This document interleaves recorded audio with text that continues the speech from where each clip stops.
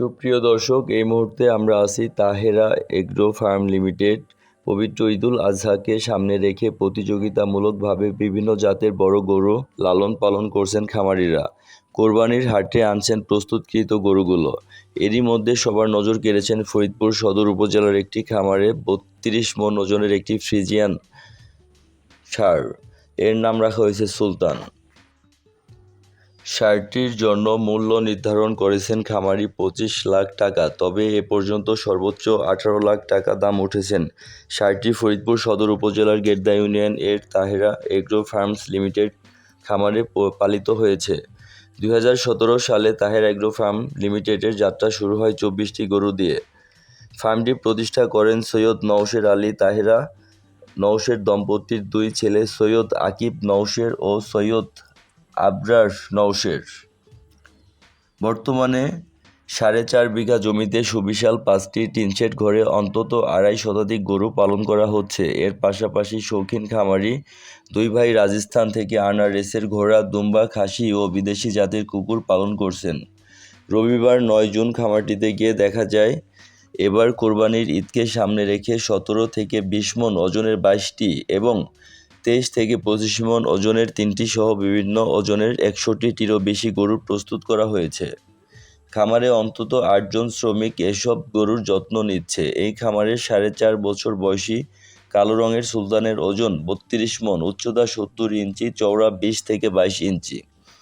প্রতিদিন অন্তত ৩ জন কর্মচারী ৩ দিক হতে দড়ি টেনে এনে সেই ষাঁড়কে গোসল করানোর জন্য বাইরে নিয়ে আসে।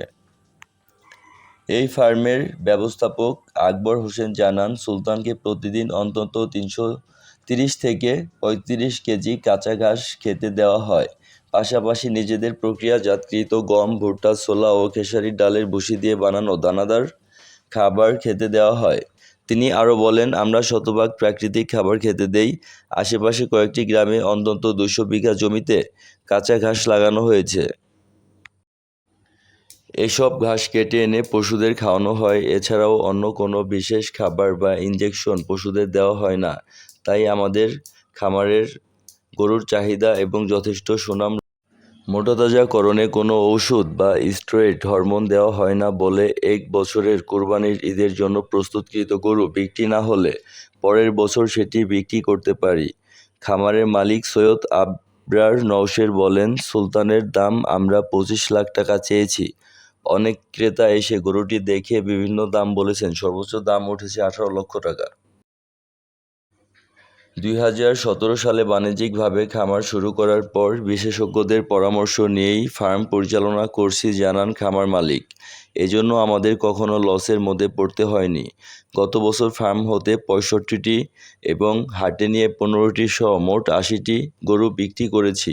তিনি আরও বলেন, আমরা সাধারণত হাটে নিয়ে গরু বিক্রি করি না। আমাদের প্রতিষ্ঠানের নামে ফেসবুকে প্রচারণা চালিয়ে আমরা ক্রেতা পেয়ে যাই। পাশাপাশি আমাদের এখানে থেকে যারা একবার গরু নিয়ে থাকেন তারা পরের বছর আমাদের এখান থেকেই নিয়ে থাকেন।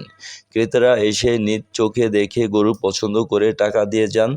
তাদের চাহিদা মতো সময় ও স্থানে আমরা নিজস্ব গরুর ডেলিভারি দিয়ে থাকি। এই ফার্মের আরেক পরিচালক সৈয়দ আকিব নওশের বলেন, আমরা সারা বছর খাইয়ে একটি গরু কোরবানির ঈদের বাজারকে টার্গেট করে প্রস্তুত করি। দেখা যায় এ সময় মায়ানমার ও ভারত থেকে চোরাই পথে দেশে গরু আসে। এটা ঠেকাতে না পারলে দেশীয় খামারদের টিকিয়ে রাখা কঠিন হবে। পাশাপাশি গোখাদ্যের দাম প্রতিনিয়ত যেভাবে বাড়ছে, এর লাগাম টানতে না পারলে কর্মী খরচ, খামার পরিচালনা সহ নানান ব্যয়ের চাপে খামার চালানো কঠিন হয়ে যাবে। সরকার একটু নজর দিলেই আমরা দেশীয় খামারিরাই দেশের চাহিদা মিটিয়ে বিদেশে মাংস রপ্তানি করতে পারব।